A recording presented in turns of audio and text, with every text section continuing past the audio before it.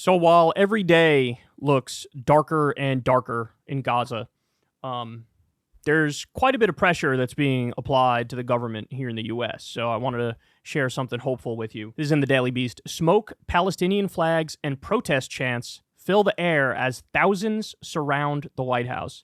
So just look at this picture right off the bat here. People are coming out in full force, man, to protest Biden's policy vis-a-vis Israel and Gaza. Pro-Palestinian protesters stretched a banner that was reportedly 2 miles long outside the White House on Saturday as part of a protest against the Biden administration's response to the war in Gaza. The protest, which brought out a reported 75,000 people, encircled the White House, according to the Answer Coalition, one of the protest organizers. The banner, dubbed the People's Red Line, lists every Palestinian killed since October 7th and was held by thousands of protesters, some of whom had traveled for 16 hours by bus to reach D.C. So you can see here's some pictures here, some videos and pictures here. This is them holding that Red Line banner. Roads around the White House were blocked and choked with protesters. The protest came the same day that Israel conducted a deadly raid on the al-Nusayrat refugee camp in Gaza and rescued 4 Israeli hostages, according to Al Jazeera. Let me just point out real quick, this is kind of a Weasley way to describe what happened, isn't it? 274 Palestinians were killed, including dozens of kids. 698 were injured. And they say, a deadly raid that rescued 4 hostages. I think the top line should be the 274 massacred, including the dozens of children and the 698 injured. Don't you? I'm all for rescuing hostages, but not if you have to take 274 innocent civilians with you. Along with the Answer Coalition, the Council on American Islamic Relations, that's CAIR, the Party for Socialism and Liberation, and the anti-war group Code Pink helped organize the protest. So again, look at this, man. Look at all the people. Look at all the people. This is a lot.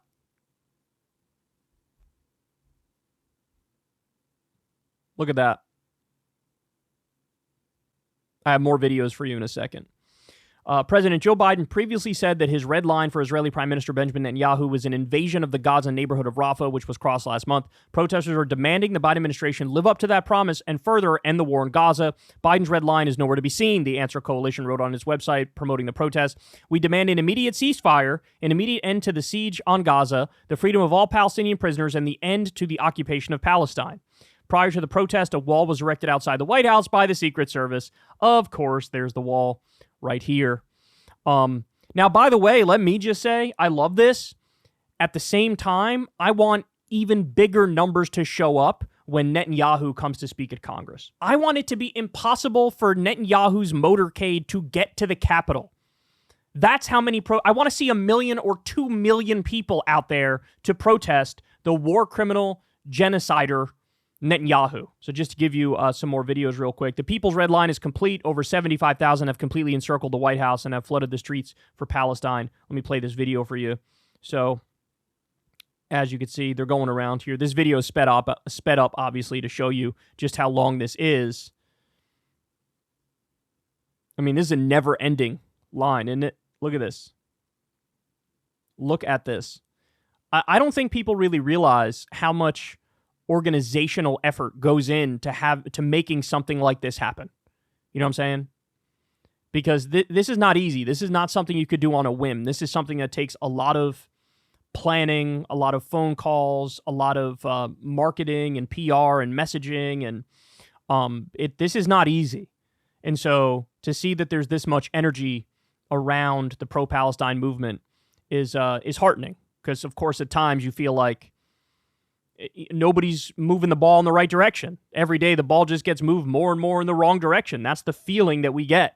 But there's plenty of good people out there who are silently furious, just like you and I are.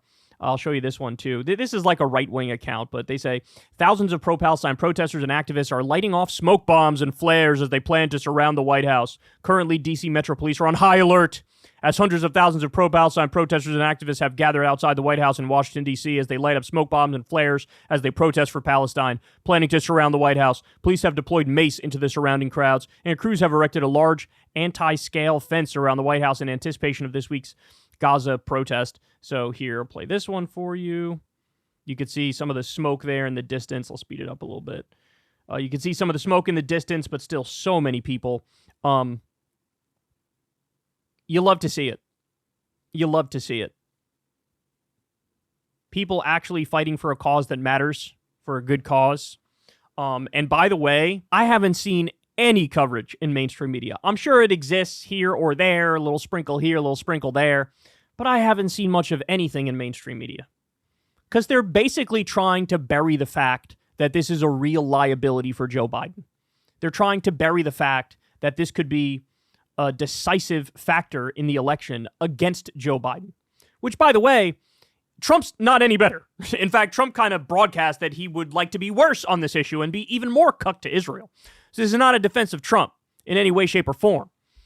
But the media hiding this is, I think, very clearly it's a deceptive effort here to make it seem like, no, everything's good. Everybody shut up. Just show up and vote for Joe Biden and shut the fuck up and don't even think about it too deeply and don't even worry too much about Gaza. And it ain't going to work, man. They really thought that this issue would be swept under the rug by now. It hasn't been.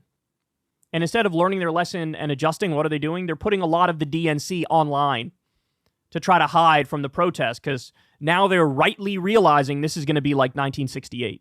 This is going to be like the anti-Vietnam War protesters being pissed at the Democrats. So anyway, love to see it. Wish these people the best. And yet again, I'll reiterate, everybody get your ass out there for Netanyahu. That's what it's really all about. I want everybody out. I don't care about political affiliation either. You could be center left, center right, center, far right, far left.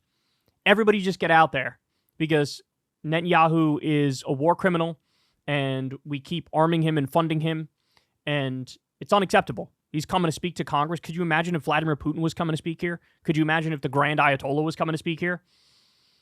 Any other scenario, any other country, this would be viewed as like a hostile takeover, right? But since it's Israel and it's our ally, it's yawn. Well, no, it's not yawn to us. And we should let people know that. Hey, y'all, do me a favor and like and subscribe. It helps out big time in the algorithm. Click the bell as well for notifications when videos drop. And watch that video on screen right now. You know you want to.